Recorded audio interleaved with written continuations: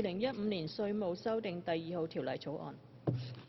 本會現在恢復為2015年仲裁修訂條例草案嘅二讀辯論。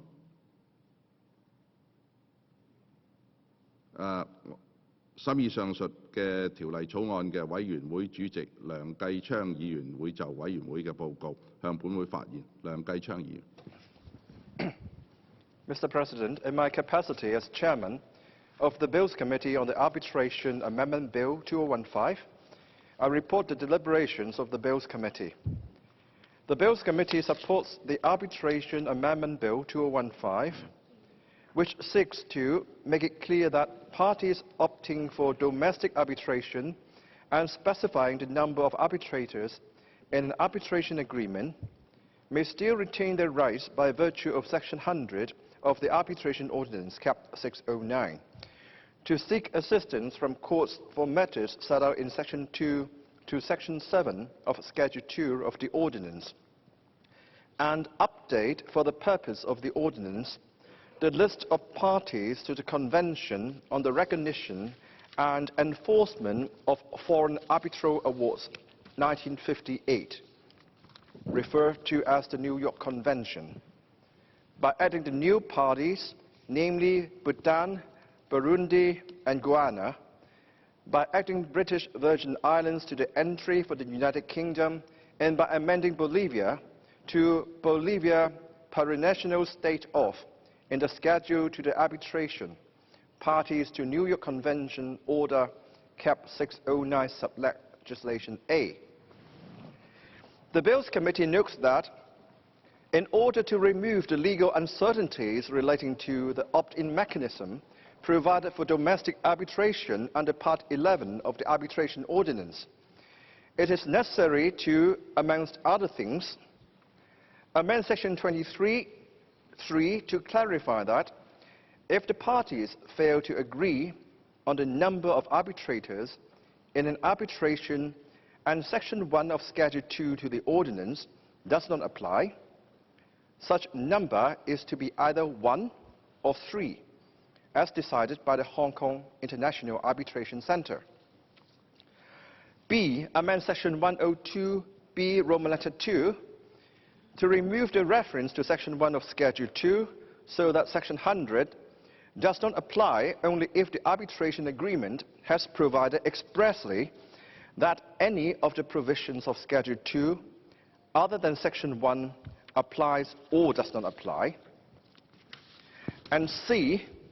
Amend Section 1 of Schedule 2 so that for an arbitration to which Section 1 of Schedule 2 applies, and it is built arising between the parties to the arbitration agreement concerned, is to be submitted to a sole arbitrator for arbitration if the parties fail to agree on the number of arbitrators. The Bills Committee also notes that updating the list of state parties to the New York Convention is to comply with obligations under the New York Convention to recognize and enforce arbitral awards made in contracting parties so that arbitral awards made in new contracting states to the New York Convention, such as Bhutan, could be enforced by Hong Kong courts and vice versa. The Bills Committee has not raised objection to a committee stage amendment to be moved by the Secretary for Justice to act State of Palestine in the schedule to the arbitration parties to New York Convention order. As the State of Palestine acceded to the New York Convention on the 2nd of January 2015 and has become a new contracting party to the Convention on the 2nd of April 2015. The Bills Committee, Mr. President, has not proposed to move any CSA to the amendment bill. Next, Mr. President, I would like to give my personal views on this bill. These days, arbitration has indeed become the most sensible option for individuals or companies wishing to settle a dispute. Gone are the days when threats to take legal action led to lengthy legal battles in a court of common law with often uncertain and very expensive outcomes. Even when a judgment is finally reached, this could then be followed by years of appeals and further litigation and a difficulty to enforce the decision internationally. Arbitration is a much cheaper and more efficient approach to dispute resolution. It finds solutions tailored to fit the problems of both sides, and unlike a full litigation in courts, once the decision is reached, it is final. There are further risks of litigation and no appeals. International arbitration has the advantage of conducting dispute resolution in a neutral setting in contrast to a national court with its own local language and laws. Those laws may not be developed for international commercial disputes. The Arbitration Tribunal panel is made up of industry experts and lawyers who are independent of the parties. Usually, between 1 and 3 panel members are selected through discussion and agreement between the parties. The final decision of an arbitration panel is enforceable across the globe under the provisions of the New York Convention, which has 149 nation signatories. Under arbitration, any proceedings remain completely confidential in order to protect any trade secrets or competitive practices from being made public. Next, I would like to cover why Hong Kong is often chosen as a seat for arbitration. And Hong Kong has the best facilities, indeed, and is the best location for the world for arbitration.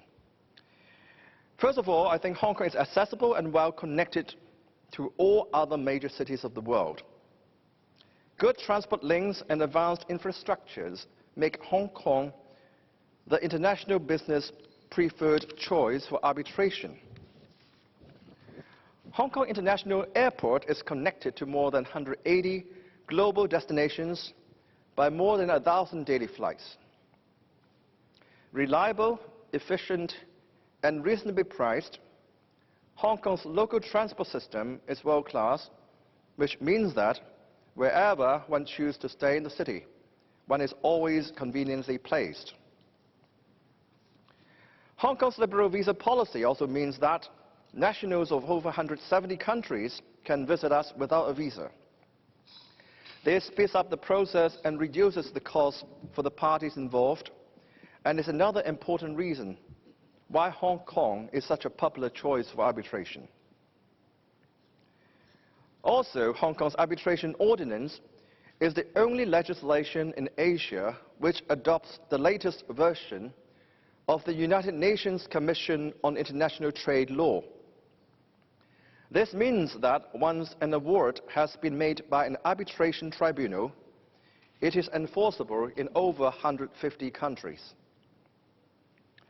The Hong Kong International Arbitration Center also offers an expedite arbitration service, which, if all parties agree to speed up the process, the resolution can be done within 6 months. There is also the opportunity for parties to apply for an emergency interim relief award of no more than 15 days during the early stages of HKIAC arbitration. As well as international dispute, Hong Kong is also particularly well placed to deal with disputes involving Chinese parties, and is widely acknowledged as the natural choice for such arbitrations. Unlike many other arbitration locations and national courts, Hong Kong maintains an excellent track record of global enforcement, particularly in mainland China. As well as signing up to the New York Convention, Hong Kong has also entered into separate arrangements on mutual enforcement awards with mainland China and Macau. Perhaps the most important reason why Hong Kong is best suited for arbitration is our independent legal system. Our judiciaries, Mr. President, are amongst the most independent in the world and have a pro-arbitration attitude. But, Mr. President, I must say this with a pinch of salt, because, as you may be aware, there are a lot of pressures on the judiciaries these days, and I also hope that the fellow members, my honourable colleagues in this chamber, can refrain from making absurd and groundless, comments or criticism of the judiciary during their speech. The basic law of the Exchequer also guarantees this judicial independence of the Court of Final Appeal. And indeed, Court of Final Appeal Judge Law Millett once commented in October last year that while in his 14 years on the bench, he had never encountered any external influences from China or anywhere else, and he is proud to be a member of one of the strongest appellate courts in the world. Therefore, once an award has been made by an arbitration tribunal, the courts in Hong Kong will enforce the award as a matter of common procedure. The parties can rest assured that the court will not interfere or review an award once it has been made. Although the courts remain neutral and removed from the decision-making process, they are able to offer assistance with the taking of evidence and by granting a time limit extension for an arbitral tribunal to issue an award. They can also support the work of the arbitration panel by offering legal advice. As well as our legal system being perfectly suited to arbitration, we also have a wide range of quality professional services available with 70 of the largest 100 banks operating here and 65 of the top 100 global law firms operating in Hong Kong.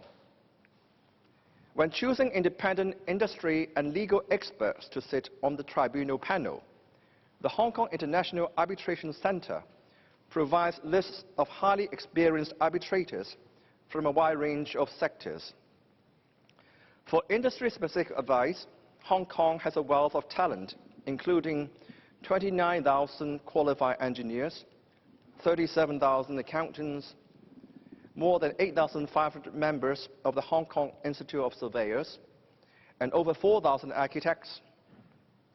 And in the legal profession, we have 7,800 practicing solicitors and 1,200 barristers. In addition, more than 1,400 foreign lawyers qualified in over 29 different overseas jurisdictions practice law in Hong Kong. Outside Europe and North America, the Hong Kong International Arbitration Centre is most experienced in the world. It handles around 450 disputes every year, and in 2014 alone, 93% of those disputes were international cases, with the total value under arbitration reaches a total of $2.4 billion.